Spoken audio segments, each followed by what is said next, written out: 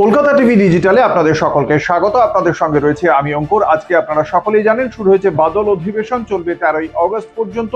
এবং আগে থেকেই যেটা জানা গিয়েছিল, বিরোধীদের পক্ষ থেকে যে ইঙ্গিত দেওয়া হয়েছিল তাতে স্পষ্ট ছিল এই বাদল অধিবেশনের শুরু থেকেই নিট এবং রাম মন্দিরের প্রণামী চুরির ঘটনাকে কেন্দ্র করে তারা উত্তাল করে তুলবেন। এবং দেখতে পাওয়া গেল ঠিক একই রকম ভাবে আজকে বিরোধীরা শুরু থেকেই লোকসভার অধিবেশনকে তারা উত্তাল করে তোলেন। তুমুল হইচই হইহট্টগোল শুরু হয়। আপনারা সকলেই জানেন গত 3রা মে নিটের পরীক্ষা হয়েছিল, যে গোটা দেশব্যাপী যে কেন্দ্রীয় স্তরে যে ডাক্তারি পরীক্ষা, সেই ডাক্তারি পরীক্ষার প্রশ্নপত্র ফাঁস হয়ে গিয়েছিল।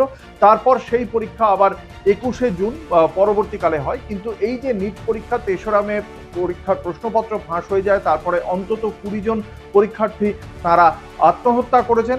এবং তারপরে 12ই মে এই ঘটনার প্রেক্ষিতে সিবিআই তদন্তের নির্দেশিকা জারি করা হয় কেন্দ্রীয় শিক্ষা মন্ত্রকের পক্ষ থেকে। সিবিআই এই ঘটনা এখনো পর্যন্ত 13 জনকে গ্রেপ্তার করেছে, তারপরেও তদন্ত চলছে। কিন্তু এই ঘটনা বারংবার কি করে হচ্ছে এখনো পর্যন্ত কেন্দ্রীয় সরকারে বিজেপি থাকার সময় এবং তার সঙ্গে সঙ্গে সংশ্লিষ্ট রাজ্যগুলিতে প্রায় 89টি পরীক্ষার প্রশ্নপত্র ফাঁস হয়েছে বলে বিরোধীদের অভিযোগ।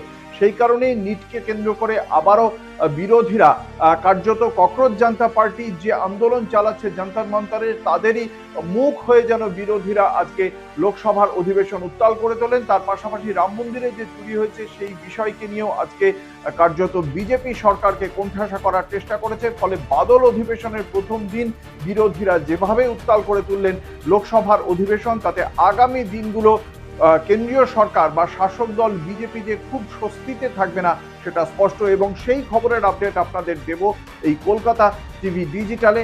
দেখতে থাকুন কলকাতা টিভি ডিজিটাল, রাত দিন 7 দিন।